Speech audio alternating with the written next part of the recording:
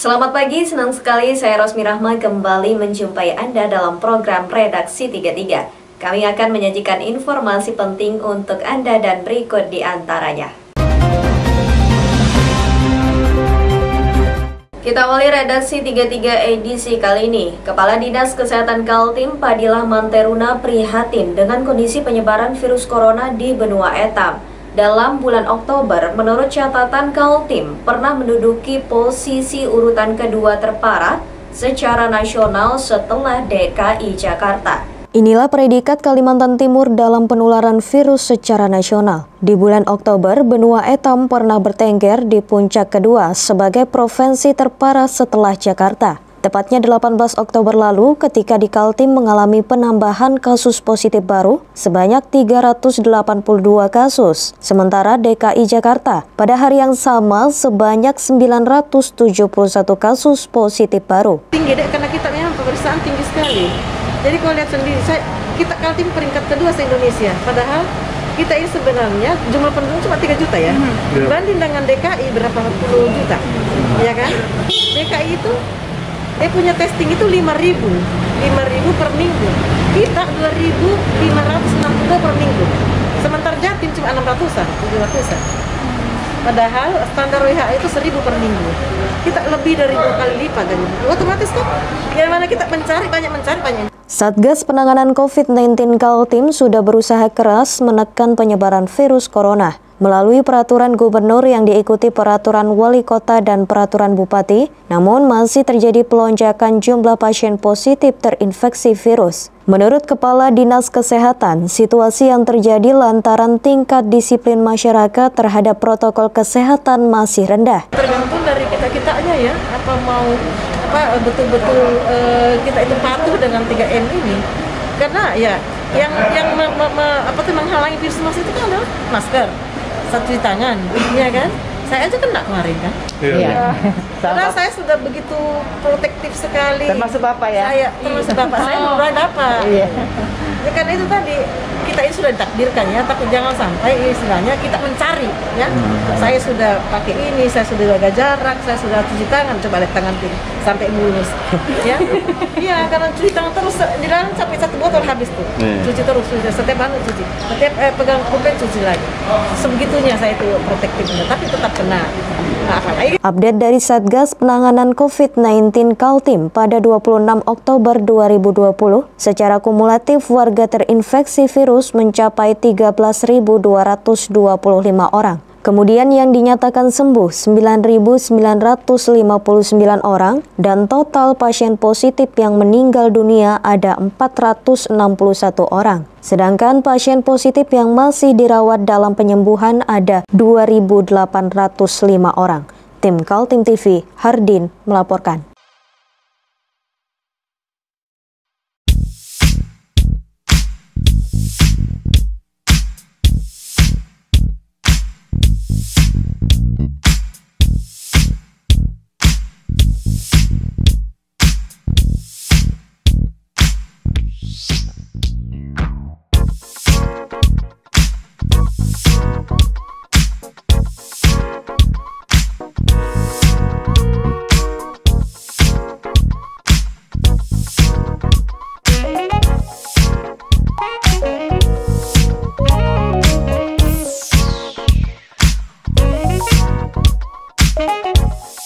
Ketua Komisi 3 DPRD Kaltim Hasanuddin Masud mengkritik Badan Penelitian dan Pembangunan Daerah Kalimantan Timur yang mengusulkan anggaran kepentingan riset hanya sekitar 7,5 miliar rupiah pada APBD tahun 2021.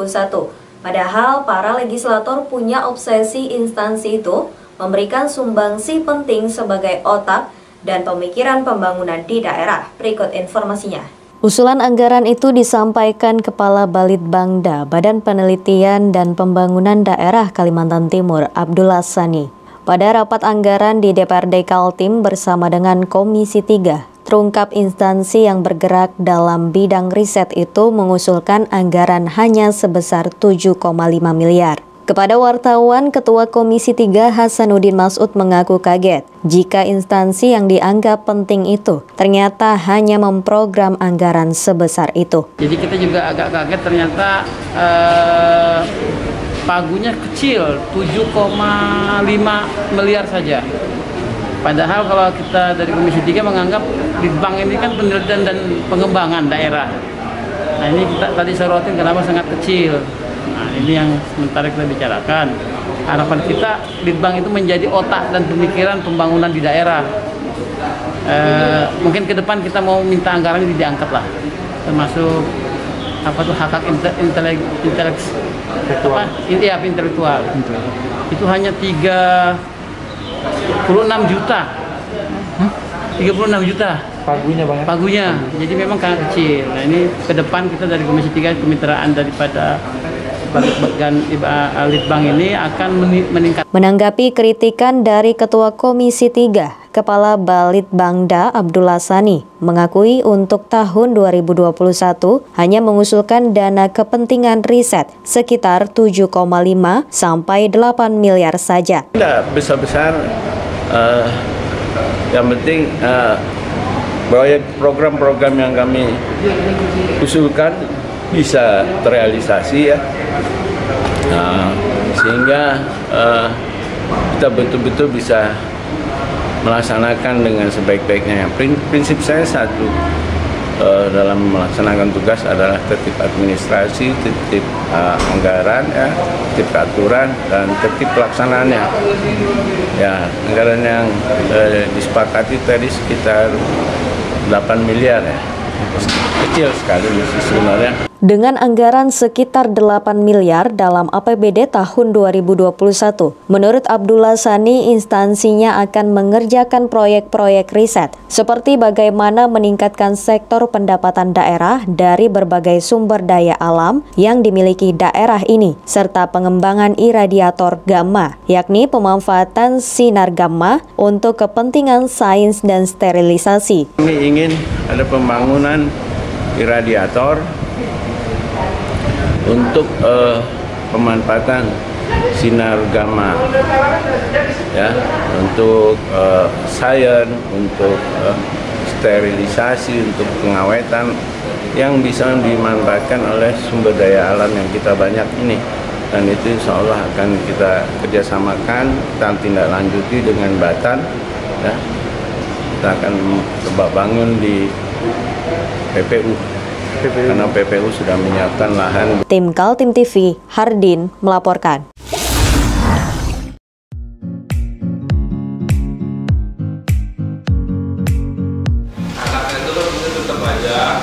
Cara mudah beriklan digital di Kaltim TV.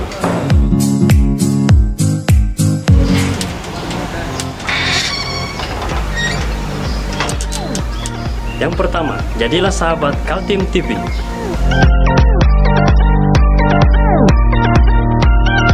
Dengan Rp1.000.000, para sahabat mendapat 20 kali tayang di slot berita kamu.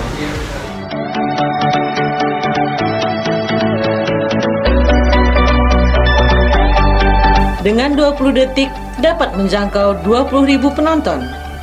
Anda beruntung karena mendapat kesempatan perdana dari kami. Ayo, jadilah sahabat Kaltim TV. Gara-gara pandemi COVID-19, anak-anak tidak belajar di kelas. Namun dana BOS atau biaya operasional sekolah yang dikucurkan pemerintah tidak berkurang jumlahnya. Ketua Forum Komite Sekolah SMK Negeri dan SMA Negeri Kota Samarinda Budi Suyanto merasa prihatin karena pengelolaan dana BOS menurut dia tidak transparan.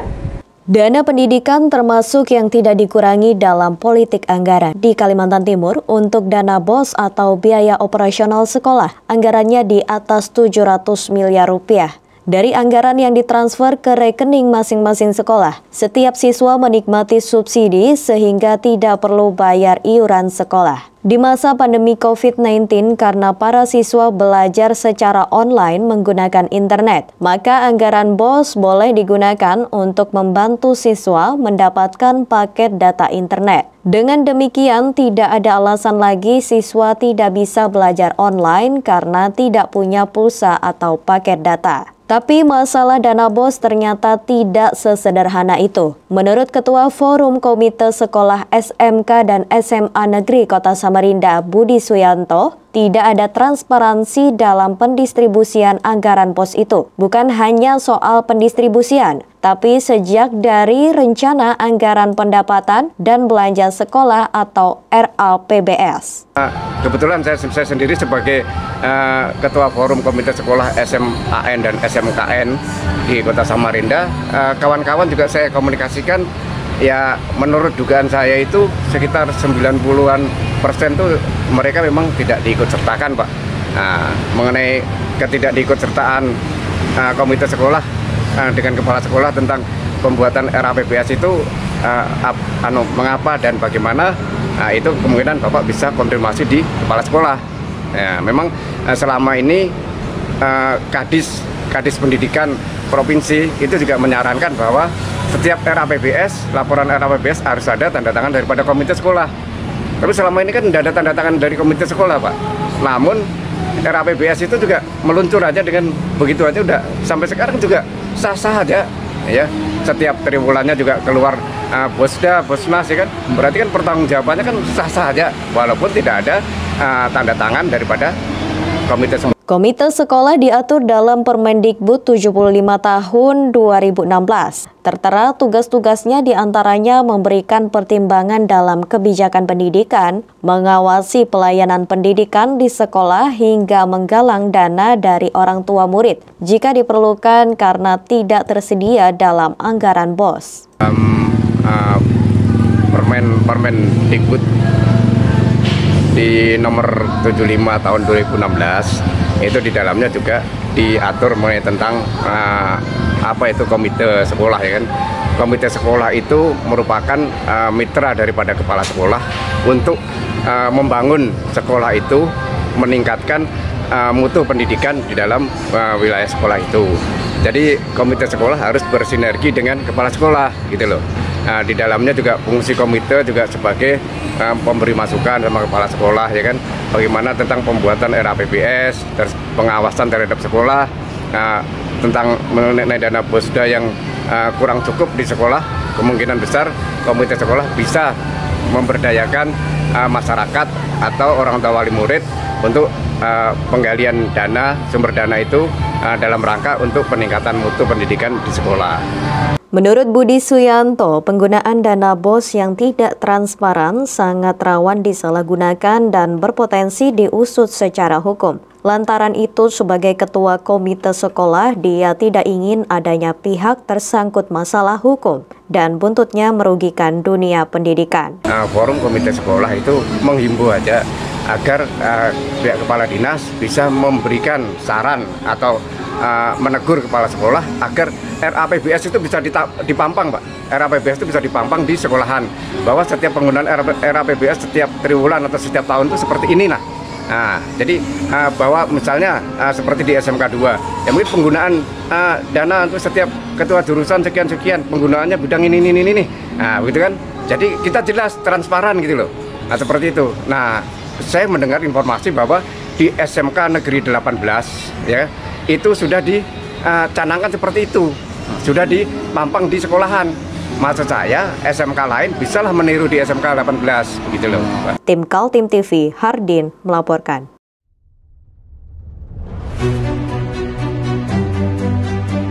Hari ini kita ada kegiatan untuk membungkus sembako untuk dibagikan ke masyarakat yang membutuhkan karena COVID-19 ini. Semoga kita sukses semua. Amin. Harus kerjasama yang bagus.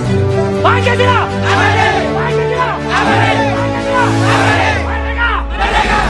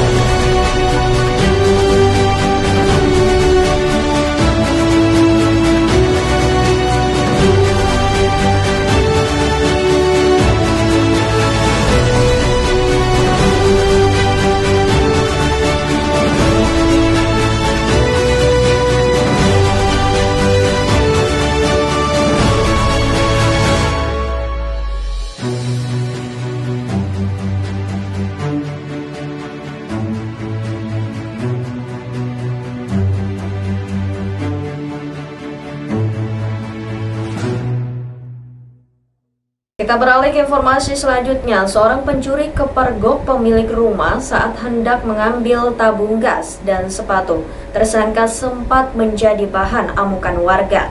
Tersangka Yoyo Saputra digiring petugas kepolisian tim Batman Reskim Polsek Balikpapan Utara setelah kepergok pemilik rumah saat melakukan aksi pencurian di kawasan Jalan Banjar, kawasan Gunung Sari Ilir, Balikpapan Tengah pada 21 Oktober lalu. Tersangka memasuki rumah korban sekitar pukul 7 malam melalui jendela yang tidak terkunci, lalu mengambil tabung gas dan juga sepatu. Saat di dalam rumah, tersangka kepergok pemilik rumah dan sempat diamuk massa. Polisi yang tiba di lokasi langsung membawa tersangka ke Polsek Balikpapan Utara. Saat diperiksa, tersangka juga pernah melakukan aksi pencurian sepeda motor metik. Tersangka bebas asimilasi pada bulan Agustus lalu, kini harus kembali mendekam di jeruji besi. Ini ada di bawah tangga, ini sepatu sama gas sama ini taruh di sini, kotak keluar tangkap. Yang maling-maling orang pada keluaran. Sempat diamuk massa ya komandannya? Sempat, tapi keburuan anggota sudah datang duluan lebih cepat sehingga nggak sampai ada insiden yang lebih besar. Begitu kita di sana, langsung anggota diamankan. Alhamdulillah ini nggak babak belur gitu loh. Kejadian tanggal berapa komandan? Kejadian kemarin tanggal 21. Hasil pengembangan sudah ada berapa TKP kemarin? Hasil pengembangan. Sementara ini gini, anak ini baru keluar dari asimilasi. Agustus kemarin. Bayangin sama. Agustus keluar dari asimilasi, sekarang udah main lagi. Ya memang ini pemain memang. Gitu loh. Pintunya kebuka. Jendelanya, kamu congkel. Hah? Kamu bawa obeng masuk. Coba kamu cerita yang jelas. Buka pintunya itu bagaimana caranya? Buka jendela, terus jendela baru ada kunci tergantung, saya buka pintunya. Terus kemudian saya masuk lihat tabung gas. Di mana tabung gasnya? Saya ambil di dapur. Dapur. Terus habis itu ngambil apa lagi? Habis itu ngambil apa lagi? Kunci motor. Kunci motornya di mana? Di situ. Habis itu hidupkan kotak.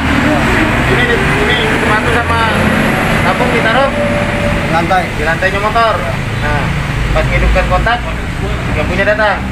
Tangkap, gitu. Mas bilang kamu ngambil buat nyenangin pacar. Hah? Terus kamu udah diakui pacarmu? Iya. Iya nggak diakui.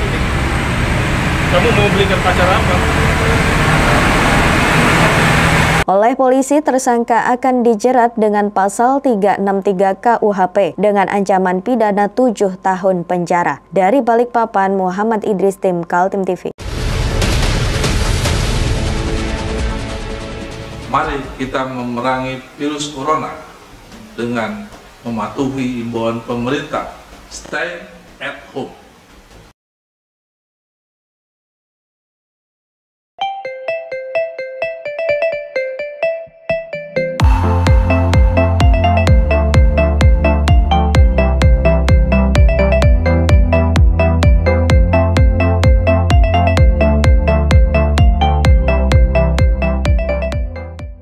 Tiga kasus orang tenggelam terjadi di Sungai Mahakam. Satu kasus terjadi di perairan Sungai Mahakam, Samarinda, dan 2 kejadian lagi terjadi di Kabupaten Kutai Kartanegara. 2 kasus di Kutai Kartanegara yaitu 1 orang di Loduri, Ulu, Kecamatan Lojanan, dan 1 orang lagi di Kota Bangun. Ketiganya dievakuasi tim Basarnas sudah dalam kondisi meninggal dunia. Kasus orang tenggelam di Sungai Mahakam menjadi perhatian Basarnas Kaltim di bulan Oktober ini. Setidaknya ada 3 kasus orang tenggelam yang terjadi, yakni di Kota Samarinda 1 kasus dan 2 kasus lainnya di Kabupaten Kutai Kartanegara. Kasus orang tenggelam di Samarinda dialami oleh Alwi pada 12 Oktober lalu. Anak buah kapal tugboat Tanjung Pura hilang saat naik perahu klotok mendekati jangkar sebuah ponton. Perahu kelotoknya pecah tergencet ponton sementara Alwi hilang dan baru ditemukan sudah jadi mayat 3 hari kemudian. 2 kasus orang tenggelam lainnya terjadi di Kabupaten Kutai Kartanegara. 1 kasus dialami oleh Mateus Bare Lamberto di Lojanan Ulu, Kecamatan Lojanan. Mateus berusia 49 tahun ditemukan hari Minggu 25 Oktober setelah 4 hari hilang tenggelam. Sedangkan kasus lainnya dan terbaru diumumkan oleh Basarnas adalah dievakuasinya mayat Syarifuddin di Sungai Mahakam sekitar Kota Bangun, Kabupaten Kutai Kartanegara. Syarifuddin adalah penyelam tradisional yang jasanya sering diberdayakan para pemilik kapal. Syarifuddin pada hari Sabtu lalu menyelam memasang baut kemudi kapal. Pekerjaan itu mengharuskannya menyelam, namun ternyata tidak timbul-timbul lagi. Mayat Syarifuddin baru ditemukan tim SAR pada Senin 26 Oktober 2020. Baik Pak, bisa diinformasikan untuk penemuan korban hari ini Pak? Baik, jadi pelaksanaan operasi SAR terhadap KMN 1 orang di Sungai Mahakam, Kota Bangun. Pada hari yang kedua ini, tadi tepat pada pukul 10.36, korban berhasil ditemukan dalam keadaan Sungai Delta, jarak kurang lebih sekitar 2,5 km dari LKP.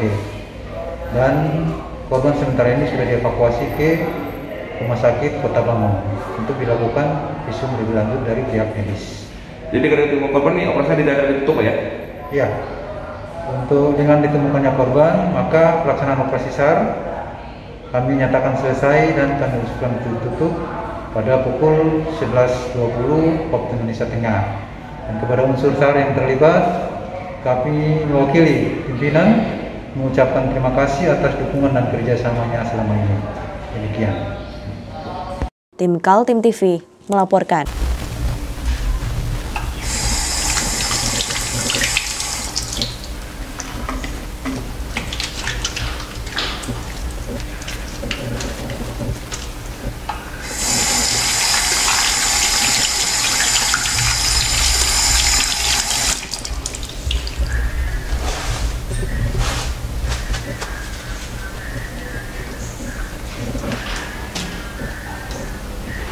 Meskipun di rumah saja, kita tetap selalu menjaga kesehatan, cuci tangan, menggunakan hand sanitizer. Ingat, mulailah dari diri sendiri. Demikian redaksi 33 edisi kali ini. Informasi lainnya dapat Anda simak melalui situs website kami www.kaltim.tv, channel YouTube dan fanpage Facebook Kaltim TV. Jangan lupa untuk selalu patuhi protokol kesehatan. Saya Rosmi Rahma bersama kerabat kerja yang bertugas pamit undur diri. Selamat pagi, selamat beraktivitas dan sampai jumpa.